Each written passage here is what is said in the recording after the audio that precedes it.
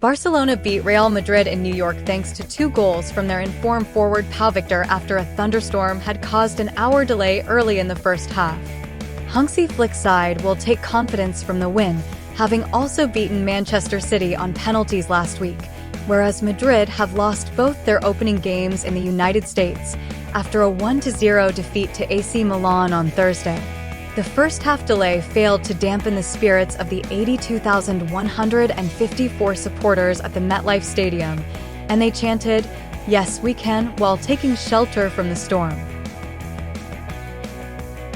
Victor put Barcelona ahead shortly before halftime and then doubled their lead after 54 minutes.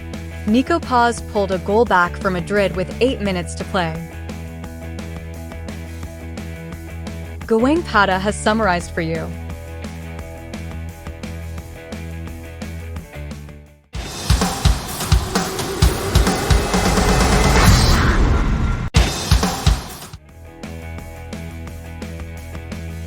Nico Paz finishes excellent week with a fine goal.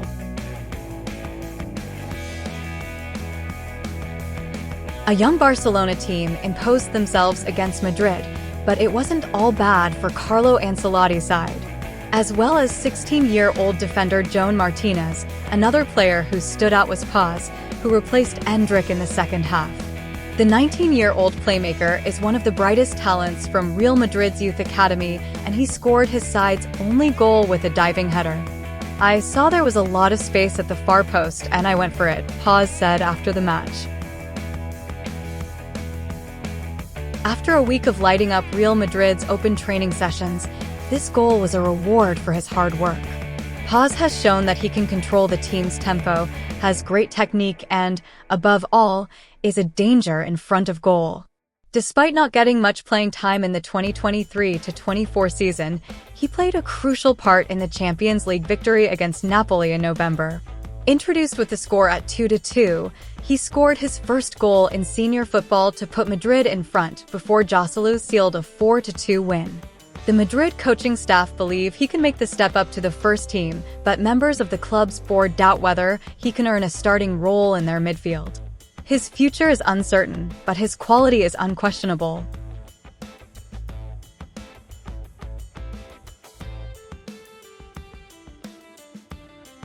Does Pau Victor deserve a place in Flick's first team? After 3 goals and 2 man-of-the-match displays against Manchester City and Real Madrid, the short answer seems to be yes.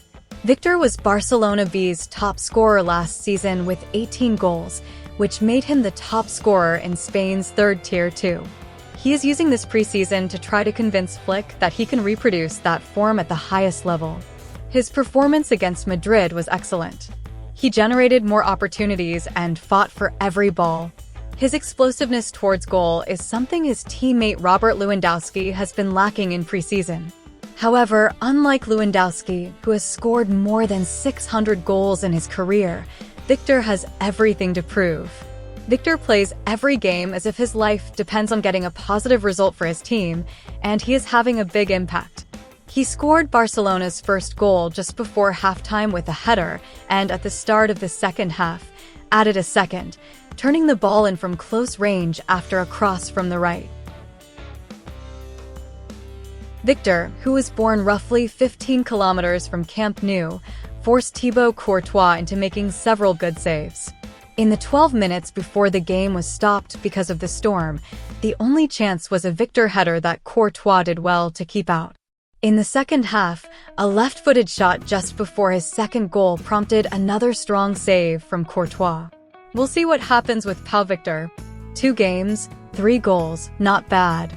The door to the first team is always open, Flick said in his press conference after the game. Vinicius Jr. is Madrid's leader, as usual.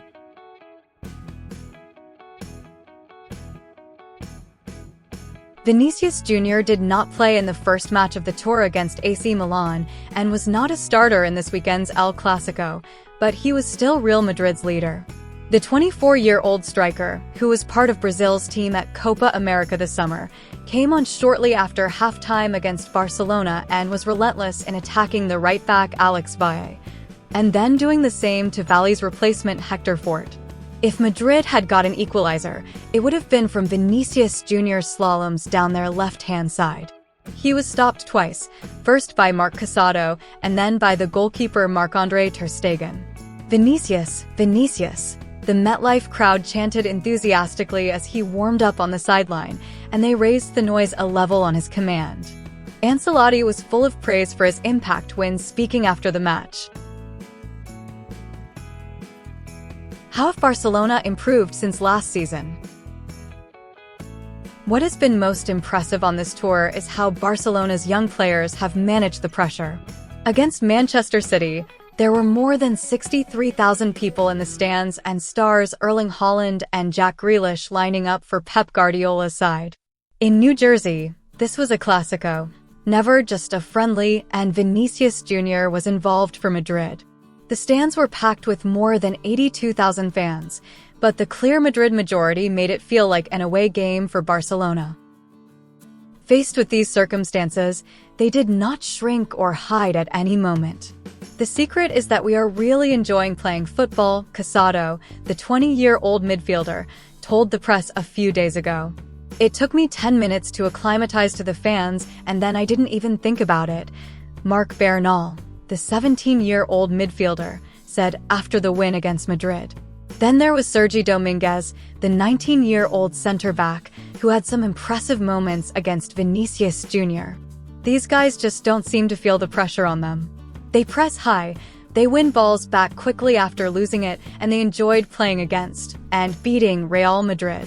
Let's see if they can take those qualities into the regular season.